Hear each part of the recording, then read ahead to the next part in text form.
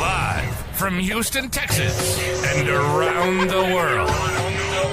It's time to get your champagne wishes and caviar dreams. Welcome inside the Hall of Fame. Now, can you dig that?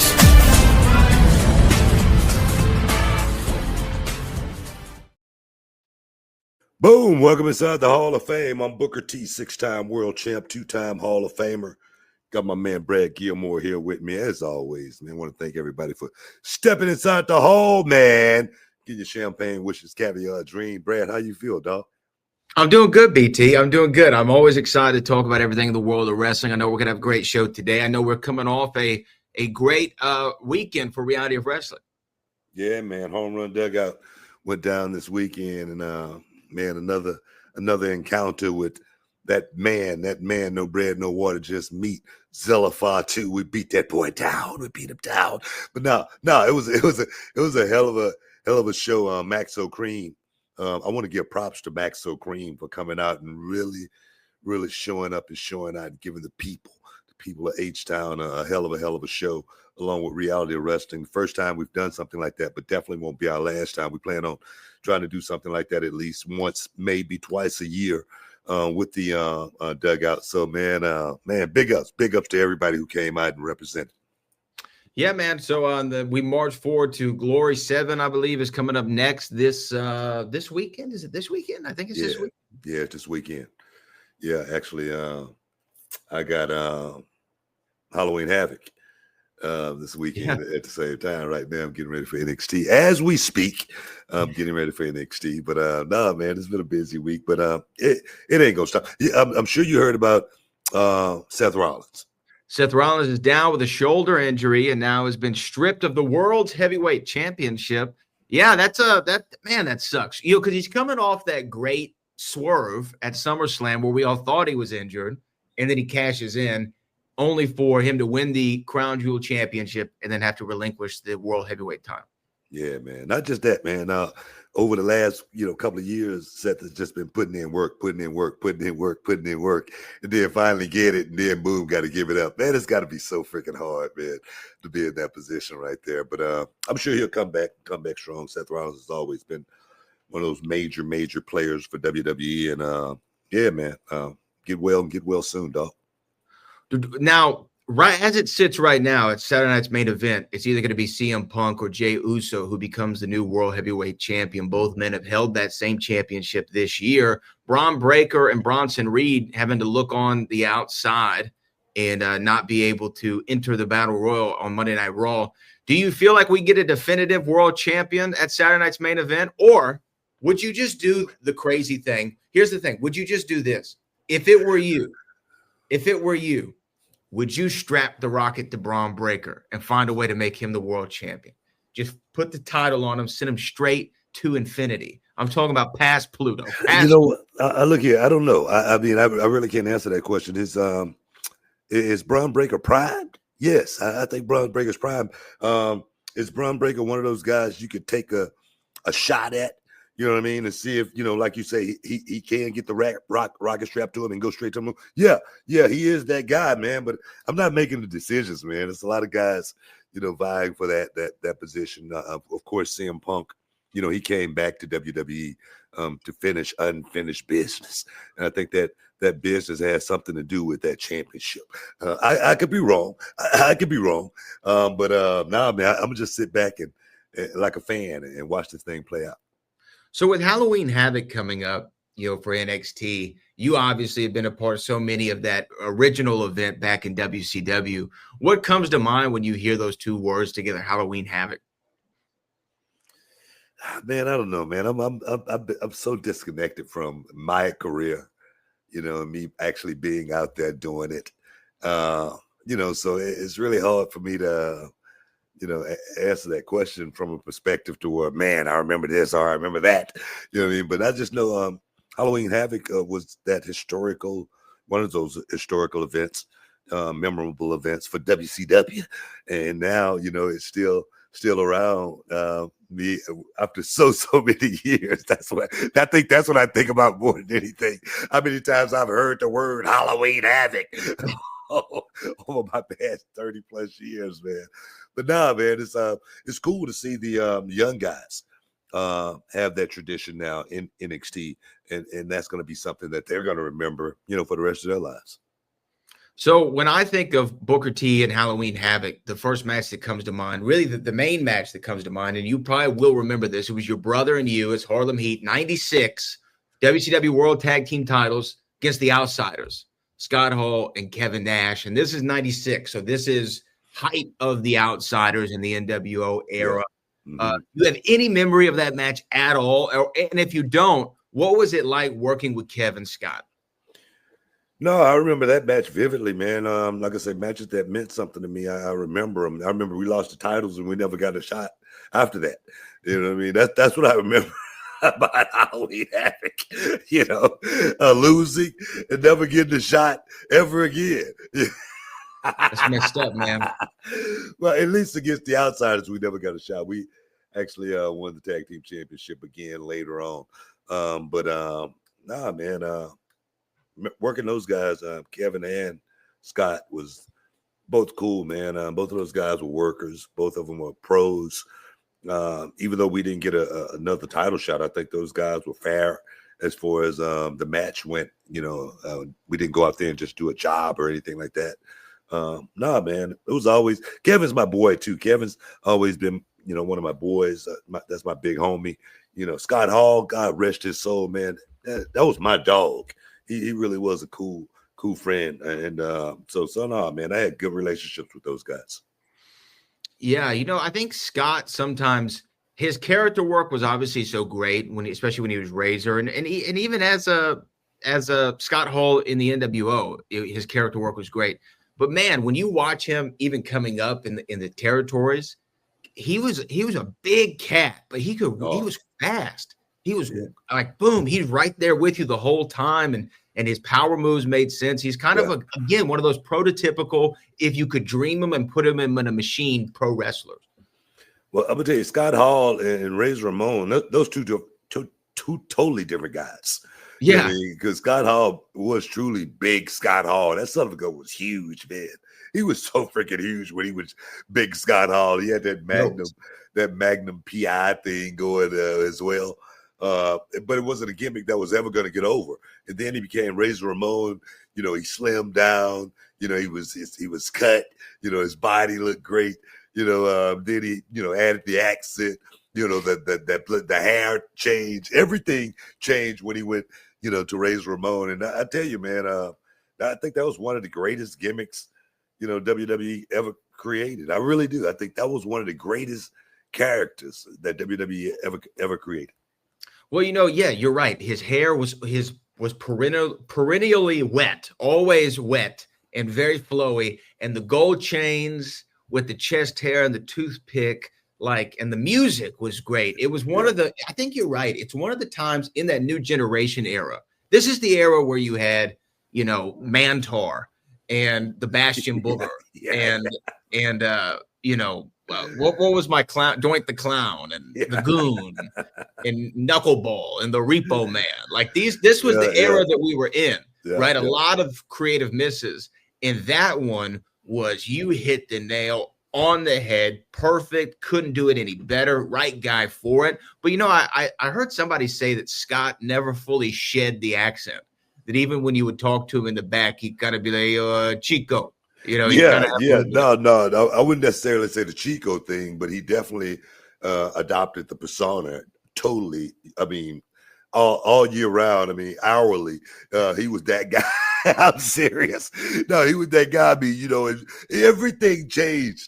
As far as Scott Hall goes when he became Razor Ramon. But I think that's something that you got to do.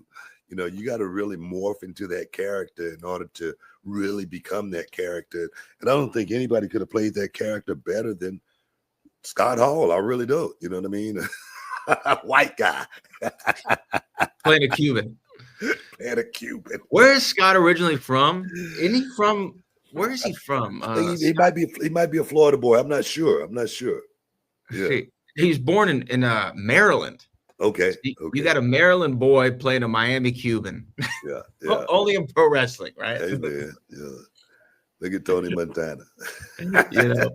But yeah, it was great. So that's Halloween Havoc, and I'm excited. It's what I think from the WCW events, like from the names, it was always one of my favorite because of the way they dressed the set, the theming around that one, and Bash at the Beach were my two favorite WCW shows. Yeah. Daytona, man. Daytona. That's what I loved about Bash at the Beach. Daytona.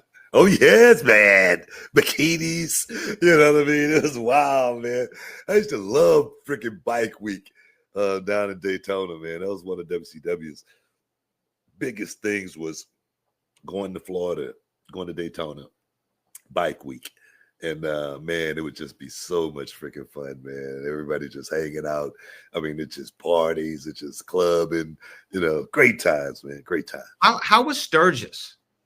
When they would do that. Oh, you know, only thing about Sturgis, my brother and I, we were the only two black guys in Sturgis. In the whole state. In the whole state. Literally. I mean, you didn't even have a black garbage man in South Dakota. Didn't exist. But no, man, I had a great time. I must say I had a great time. That's gonna you know, kind of like come around to what we actually want to talk about. I want to talk about racism in professional wrestling. I want to piggyback off of what, you know, Devon and Bubba Ray was talking about with Maven. Stick around, guys. You're in the Hall of Fame. We got to take a little break. We'll be back in a minute. All right, guys. Brad Gilmore here from the Hall of Fame, here to keep it 100. Some men walk into a room like regular dudes, but when you've got Blue Chew in your corner, you walk in like it's a main event. I'm talking pyro, lights, smoke machines, a Titantron package, and your theme music blasting. Because Blue Chew just isn't a tablet, it's a cheat code for your crotch. Stronger, harder, longer lasting. Like somebody handed your downstairs a gym membership, a hype man, and a Hall of Fame ring all in one.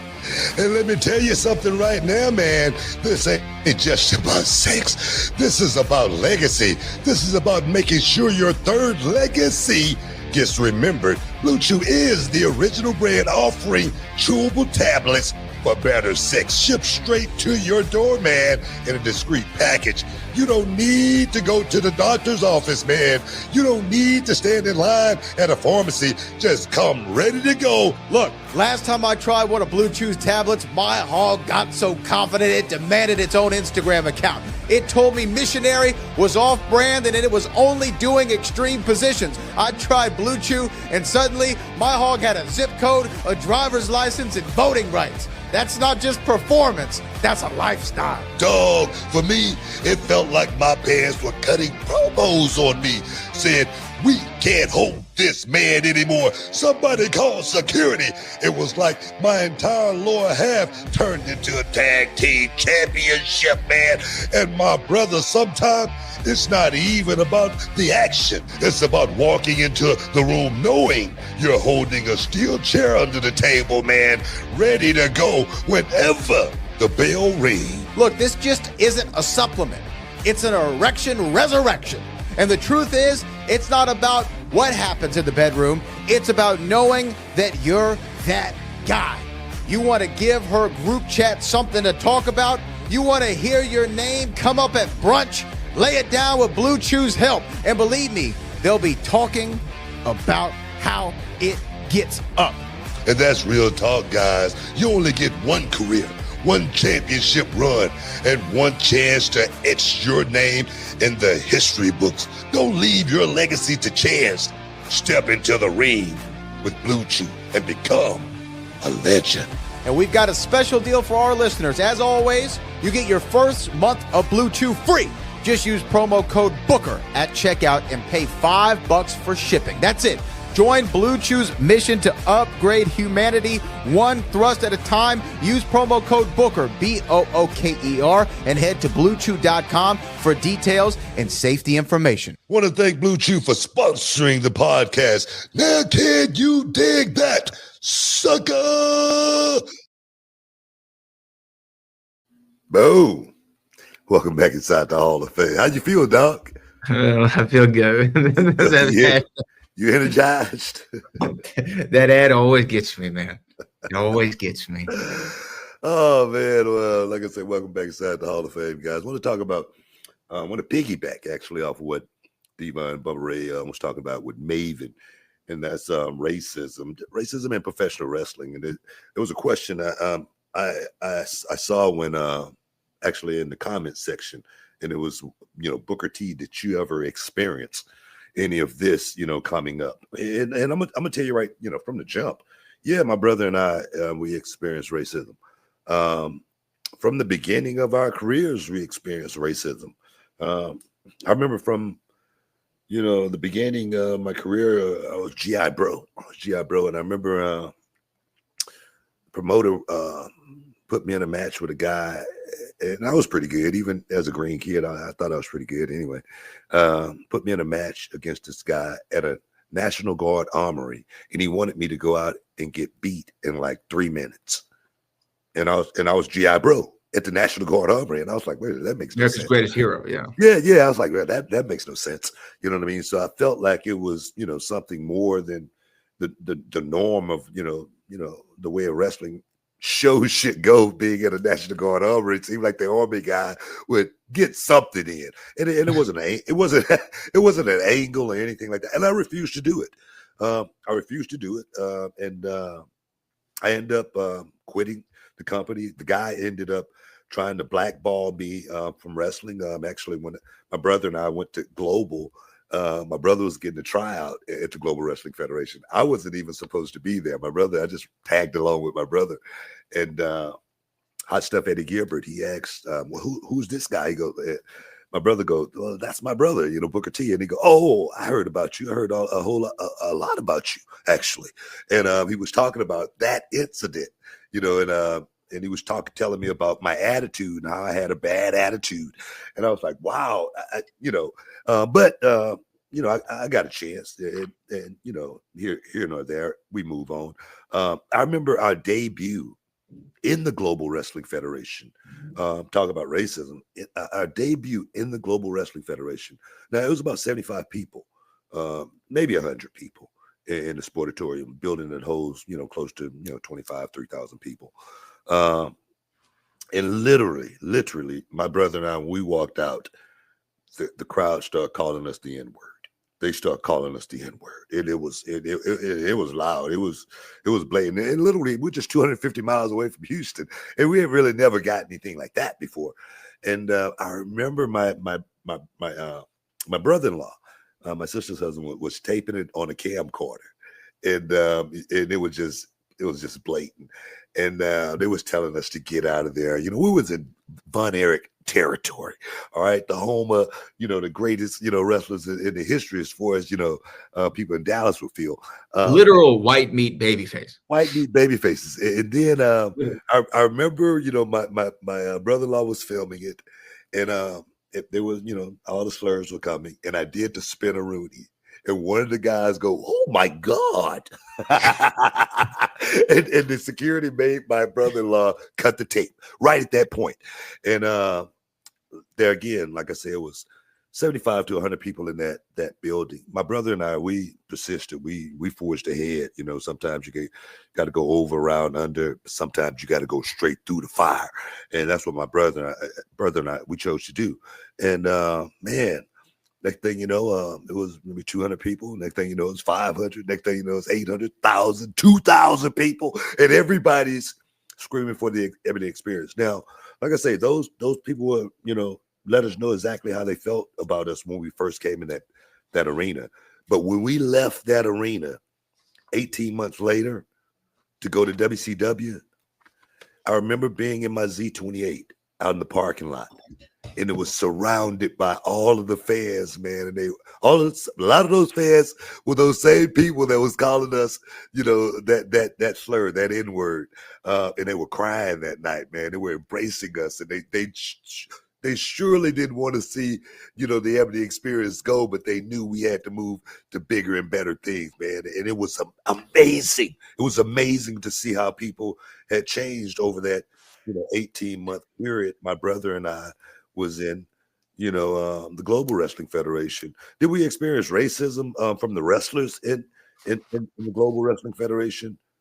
I don't remember one racial incident being a part of the Global Wrestling Federation as far as the wrestlers go. I remember, talking about the racism side.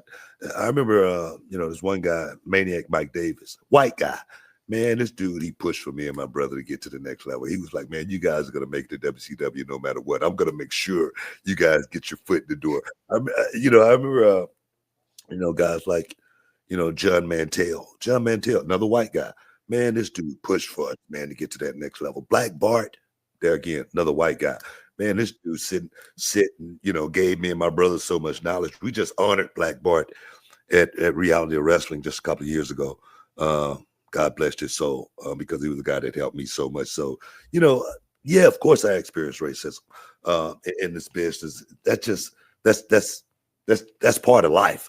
Racism, I think, is going to be something that's going to be here longer than any of us are going to be around. I can tell you that. I really do. In some form, I think it's going to be around. But my brother and I, of course, we experienced it. In WCW, when we got to WCW, let me tell you something. The first time I went to the WCW power plant, and I don't want to say any names or anything right now because people change. People do change. And the person that I'm talking about with this incident, he's actually a friend of mine now. I would actually consider calling him a friend. But the first time I met him at the power plant in Atlanta, Georgia, I was talking to one of the guys, and he was asking me, man, how'd you learn how to do this? And how'd you learn how to do that, man? You're pretty good, And I go, God bless me, man, with the talent, man. I say, man, I don't know. I say, it's like deja vu. And one of the guy who I'm talking about, he said, no, if you was blessed, you would have been blessed to be born white. That was one of the first incidents I had in WCW, as well as, me and my brother, we came out in a racist gimmick the first time we started. It was called a chain gang. We were two guys fresh out of prison, even though it wasn't far from my real life because I was fresh out of prison. Okay. But I thought you were fresh off your run-in with AEW. Fresh out of prison, even though it was a couple of years. You know what I mean? But I was still still, that mindset, man, I could do this. But my thing was, of course, it was a racist gimmick, and I could have said, no, I'm not doing this. But my thought process was, man, I got to get my foot in the door in order to be able to make any changes. My brother and I, we went out there and we did that. And HR got so much heat, for my brother and I going out there doing that. I remember Ole Anderson pulled my brother and I in the office right after that match. Well, actually that next week, and he said, I should send you home, but you got talent. Okay. And they let us, they gave us a shot and we made the best of it. And we went out there and became, Harlem Heat, one of the greatest tag teams of all times. But, of course there was racism. In WCW, there was a guy, he's one of the security guards. And he was, I don't know if he was former KKK. He might have been current KKK at that time. Literally, head of security. Member of the Ku Klux Klan. He was the head of security in WCW. And I know this dude didn't like black folks, okay? But I remember once we were in Germany, Cologne, Germany. I remember it clear as it was yesterday, man, because I had a beer. The mug was so big, you could put like 8 to 10 beers in this one mug, and I'm drinking it. And I'm sitting here with the racist guy, and I swear, man, we're having so much fun. And he's confessing to me about him being in the Ku Klux Klan and him being a racist perhaps his whole life, and how he really, for lack of a better word, how he missed the boat on life, waking up every morning with those feelings because we had a great time that night, man. I swear to God. You know what I mean? That's insane. No. I mean, that's a true story. God, yeah. My right hand to God, that's a true story. WCW, that, it was the good old boys. Of course, it was going to be some racism, but like I said, in life, you're going to have obstacles. You got to figure out a way over them, round, under. Sometimes you got to go through. Now, coming to WWE, and that brings me to what happened with Diva. Diva, said that one, said that they didn't like him because of the color of his skin. And that one person, I think they were claiming that it was JR. That was the illusion. They didn't say that, but he said 10-gallon hat and a fan of the Sooners. Yeah. That's exactly. You know what I mean? So I came in, 2001, and I had the person I had to deal with was JR. Now, I don't know if JR he was head of talent relations at the time. Yeah, he was head of talent relations. And he was head of talent relations back in '98 when Devon and Bubba Ray had to deal with him. Now, I don't know if he had changed by the time I had gotten there, or the policy was, hey guys, we're in a different world. You know what I mean? You can't just be saying anything. But I never once had that interaction with JR as far as him telling me something like that. JR was the one guy who we got to take a break. The one guy who convinced me to tell my story as far as what I went through, because he said, this is what he told me, and I quote, you can help so many people, with your story. You can help so many people. That's what I remember about JR. So many people got so many different, stories about, the same person, you know what I mean? So I don't discount anything that Devon said. I believe him. I believe him 100%. I'm not going to sit here, but my situation, have I had racism, dealt my way in this business? Of course I have. Have I dealt with racism head on? I got another story for you. We got to take a break. Stick around. We'll be back in a minute. Hey, y'all, Booker T here alongside with my main man, Brad Gilmore. And today we're talking about something that could really change the game when it comes to how you get paid. That's right, Booker, because let's face it, life doesn't just happen every 2 weeks. So why wait for a payday? With EarnIn, the money you've earned already can be in your hands today. EarnIn is this incredible app that lets you access your pay as you earn it. We're talking about up to $100 per day and up to $750 each pay period. All you got to do is download the EarnIn app, verify your paycheck, and boom, you can access up to $100 a day as you work. And the cool part, you just leave an optional tip, and any money you access plus the tip gets repaid when your next paycheck rolls in.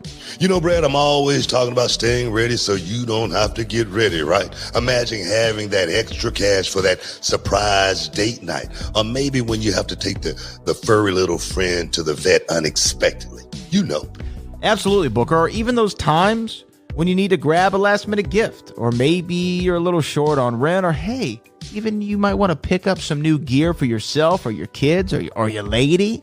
Folks, make EarnIn part of your financial playbook. Join over 3.5 million customers who are finding financial stability and peace of mind thanks to EarnIn. So don't wait around for a payday. Get your money when you need it and take control of your finances. Download EarnIn today and experience what it's like to access pay on your terms. Get started with EarnIn now and join the millions who are getting their pay their way. It's time to earn in, not just earn. Check it out, man.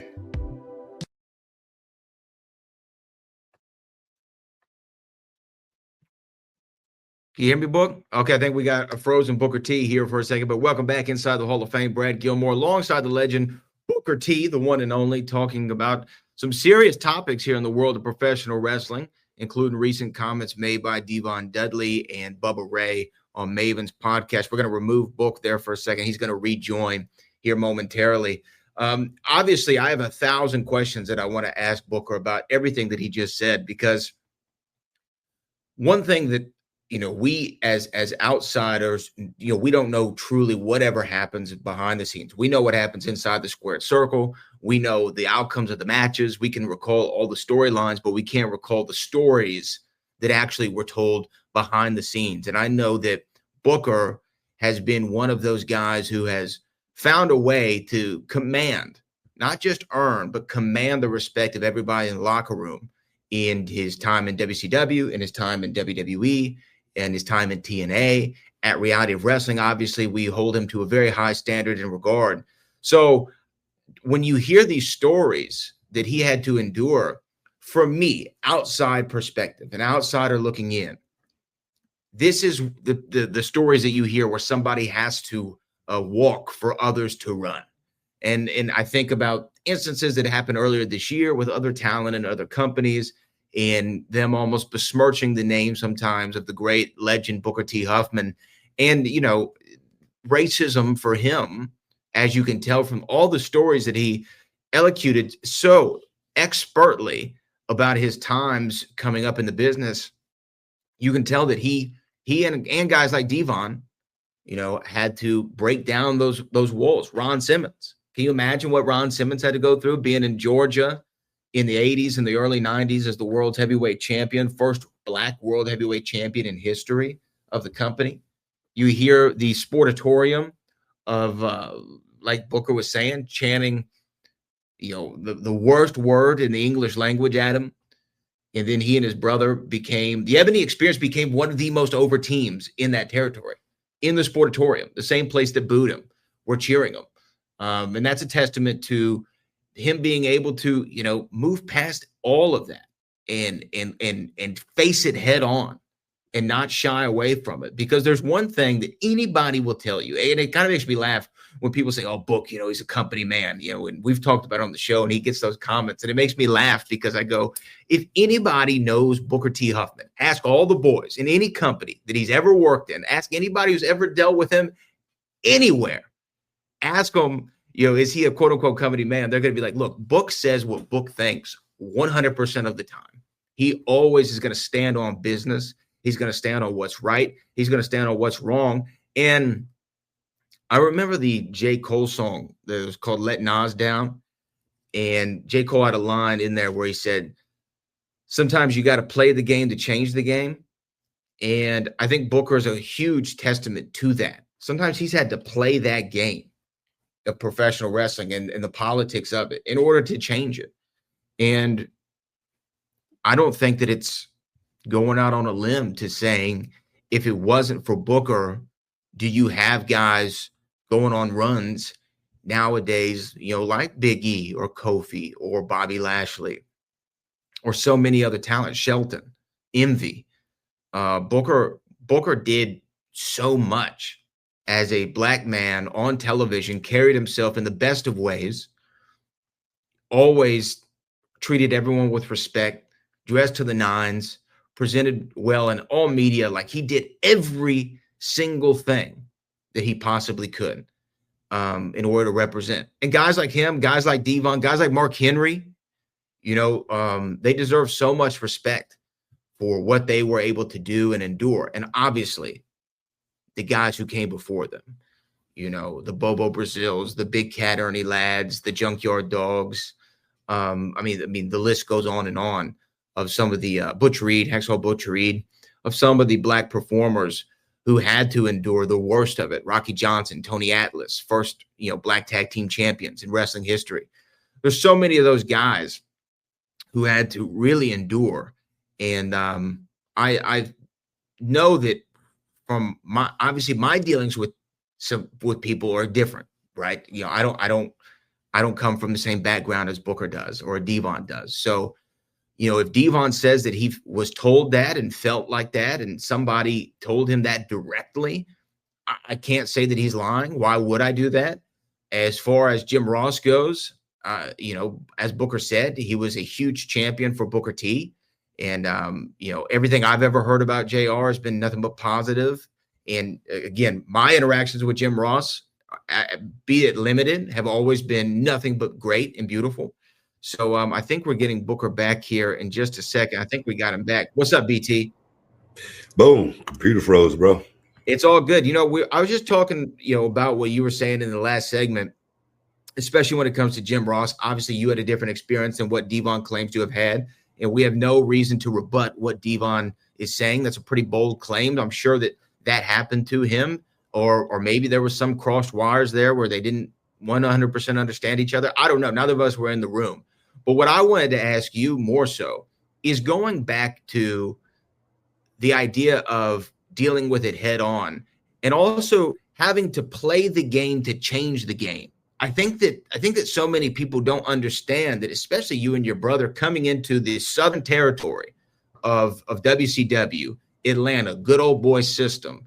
Like you said, in the sportatorium, the N-word being shouted at you. The first idea of the creative brain trust of WCW is, let's put these guys in chains and send Colonel Parker out to the ring with them, right? I mean, you could see the era that we were still living in.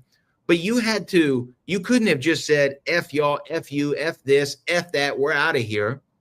You had to figure out, okay, how am I going to maneuver through this so that I can break down that barrier so that the next generation that comes after me doesn't have to deal with this? I mean, that had to be part of what you and your brother and guys like Devon or Mark or whomever were in your era and Ron had to deal with. Yeah. You know what? It goes back to my 99%, 100% rule. You know, when you're 99% about something, you keep your mouth shut. When you're 100%, you speak up 100% of the time. That 100%, you know, speaking up, you might get fired. Okay, something bad might happen, you know, as far as your career go by speaking up. But sometimes you gotta go with your heart. Sometimes you gotta go with your gut. So say for instance, just for an example, having the opportunity to be on television, and to get that opportunity, we had to, you know, be the chain gang. Okay, I say, okay, that's a risk worth taking, you know what I mean? Because it might take my career somewhere. I'm not going to speak up on this just yet. Okay, so my brother and I went out there and did it. HR, human resources, they got heat from it, so they had to shut it down anyway. So it never got on television or anything like that. So going back to the incident where the guy said, you know, if you was, you know, blessed, you would have been born white. Now that guy, that's a situation where you handle it head on. And what I did in that situation was I started taking my watch off. I started taking my ring and my necklace off. And I told everybody in the gym, I'm finna show everybody in here how to beat somebody up and they can't do nothing about it. Okay, that was my first reaction, you know, to that guy. Now, another example, I was in the locker room one day and television was on. It was Martin Luther King Day. MLK Day, and one of the guys in the locker room, white guy, that had been on the roster in WWE for quite some time, said, "What the F has he ever done? This, that, what, not, and the other." And literally, I jumped up. I don't know if he saw me or not. Maybe he did. Maybe he didn't. But the words were said, and I almost got into a fight with him. Okay, I literally wanted to fight this dude, but I said, let me think better of this situation right here, because no one heard this but him and I, and it was another person in there as well, a really good friend of mine, Hurricane, actually, that's who was in there, and Hurricane Helms. And but I thought better of the situation. I said, I'm not going to fight him. I knew we had a meeting that day with all of the wrestlers, and we were going to be in one room talking about what not. And at the end of that meeting, they said, do anybody got any questions? And I raised my hand and I said, yeah, I got a question. I want this guy, the same guy who said that in front of me, those words, I want him to say it in front of this whole room right here. I need him. And he kind of like flushed it a little bit. He didn't want to say exactly what he said. And Hurricane Helm said, no, that ain't what you said. This is what you said. Okay. And then here nor there, whatever, a week so later, we never saw that guy ever again. He never worked another day in that company just because of his racist views and his racist feelings and his intent. You know what I mean? So sometimes you handle things one way, you handle things another way, you know, in other instances, you know, but for me, every time I've had a racist, you know, incident, I've handled that incident straight on. Have I gotten treated pretty good in this business? I've gotten treated pretty good. But as far as racist, I've gotten, you know, I've been to Germany. I've even gotten called the N-word in Mexico. So it's not, you know, racism. No, it's not just, you know, here in America. It's all across the board, man. It really is. You know, and it's a tragic and unfortunate part of the world that we live in. And, you know, it's something that I'll never understand it at the level, obviously, that you will. And it's one thing that doesn't make sense to me. But let me ask you this. Would you say that, and I didn't get to see the full clip of Devon. I heard him tell the story, and I heard him say that he didn't have really any racism in ECW. But from the story you just told me about the Martin Luther King thing, would you say that WWE, if you felt something was truly racist and somebody was truly racist, that they as a company were receptive to your concerns? 100%. Like I said, that was the only racist incident that I ever had within the company of WWE. That was the only racist incident that I've ever had that I can recall, was that Martin Luther King incident. And I handled that, immediately. But as far as, any other, racism towards me in WWE, I just haven't had it. I got treated pretty good. And there again, I know a lot of people got a lot of different stories on, the way things happen with them and their careers and whatnot. But I don't know how I got past, most of it. But as far as racism goes, of course, I've had racism dealt my way. I've had, incidents that happen, but I've always, tried to deal with those incidents. I've always tried to deal with those situations. Sometimes you got to throw hands. Sometimes you deal with it diplomatically. Sometimes there again, 99%, 100% rule may come into effect. No, seriously. So you got to be able to, navigate your way through situations. But you're gonna get racism. I don't care. I don't care if you're working at McDonald's. Racism is gonna find you. If that's just the situation that you're in. Well, I'm sure there's a conversation that'll go on, but I recall an incident, earlier in the year where you elocuted, racism didn't stop in 1990 when you entered the business, right? And I think that if anybody were to doubt that, some of the stories that you just explained would further cement that statement as, it didn't stop, and it hasn't stopped, I'm sure, in its entirety. But for guys like you and Devon and Mark and Ron and JYD and Tony and Rocky Johnson, so many guys, Ernie Ladd, you all walk so others could run.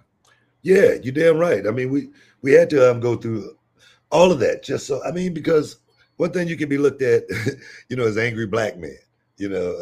So you got to always know how to change your levels. That's something I talk to young people about all the time, as far as being able to change your levels according to where you are. I always say, the worst thing that I think I ever did was say the N word on television. I really feel like that was a really, really bad day for me, even though a lot of people celebrate that day. And I'm like, no, that is not something to be celebrated. Just because there again, we got to know how to change our levels according to what situations we're in. Well, we got to go up against a break. Then we have a couple super chats and some more topics, BT. So let's send them on to break. Stick around, guys. You're in the Hall of Fame. We'll be back in a minute. Hey, this is Booker T, 6-time world champ, 2-time Hall of Fame. I got something for you guys, man. Look, when I was a kid, man, cereal was my jam. But now, since I'm a grown man, I'm looking for something that gives me more than just a sugar rush and carbs, man. That's when I found Magic Spoon. Look, it's a cereal that gives you the taste of your childhood favorites, but without sugar and packed with tons of protein. And if you're already a fan of Magic Spoon, then you need to listen up to this, because I've got some big news. Magic Spoon has taken that amazing cereal that we all love and turned it into high-protein treats. These new treats are light, they're crispy, and they become my go-to snack, especially before or even after the gym. Yeah, man, every serving of Magic Spoon cereal has 13 grams of protein, 0 grams of sugar, and only 4 grams of net carb. That fruity and cocoa flavor are the classic ones, but there's a whole lot more to try, man. And those new treats, they've got 12 grams of protein and come in flavors like marshmallow and chocolatey peanut butter. Perfect when you're on the go or you need a quick snack to fuel up before that workout. Yeah, man, I keep a box in my gym bag, but it's a great late night snack as well. Those treats have that crispy texture, great taste, and the macros that make you feel good about eating them. So Magic Spoon's bringing back those nostalgic flavors, but without all the stuff that we don't want. So if you want to try it for yourself and get $5 off your next order, go to magicspoon.com/HOF. That's magicspoon.com/HOF. Or you can even find it on Amazon or in your nearest grocery store. That's magicspoon.com/HOF for $5 off. Magic Spoon, hold on to the dream. Boom. Welcome back inside the Hall of Fame, y'all. Hey, we're just chopping it up, talking some real talk right now as far as what it was like for me and my brother coming up in this world of professional wrestling. I'm gonna tell you right now, I wouldn't give it up. I would, you know what? I wouldn't even change anything. Everything that my brother and I went through coming up in this business, I think it made me a better person. I really do. Like I say, dealing with that first incident in Dallas, that was such an eye-opening experience for me. Really, to go through something like that, and then, like I say, to leave Dallas, Texas, as one of Dallas, Texas' favorite sons.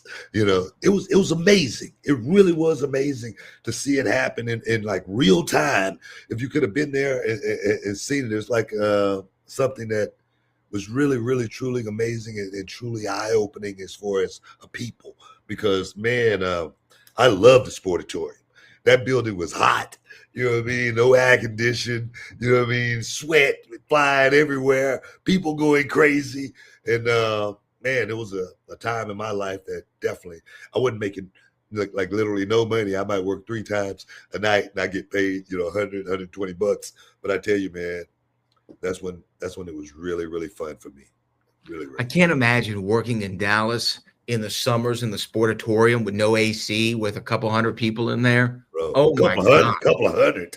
Couple thousand people in there. Excuse me. Yeah, man, it was nuts, man. It was beautiful. It really was. I loved it. I embraced it. It was definitely my breakout moment. And those fans in that Sportatorium, man, they gave me life that I never thought I had, in a million years. I'm serious. It was unbelievable. We're talking about some of the guys who've come through over the years. D'Angelo Brown said, "Did you ever cross paths with Sir Mo?" I saw Mo passed away, I believe, earlier this week. God bless Mo from Men on a Mission, Mo and Mabel. Those guys definitely made their mark in this business. Definitely broke a lot of grounds in this business. King Mabel, the first black king of the ring. Mm-hmm. So nah, man, big ups and prayers ups to Mo and his family, condolences to his family. And no, I never crossed paths with him, but I've never heard a bad thing about him.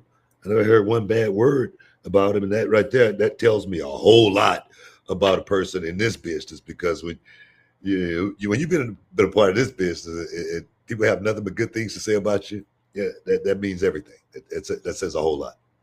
Yeah. Men on a Mission was right before I started watching. It was a couple years before, and they didn't have the longest run. No. But I remember seeing an old video of King Mabel, and he was being brought to the ring. And this later was Viscera.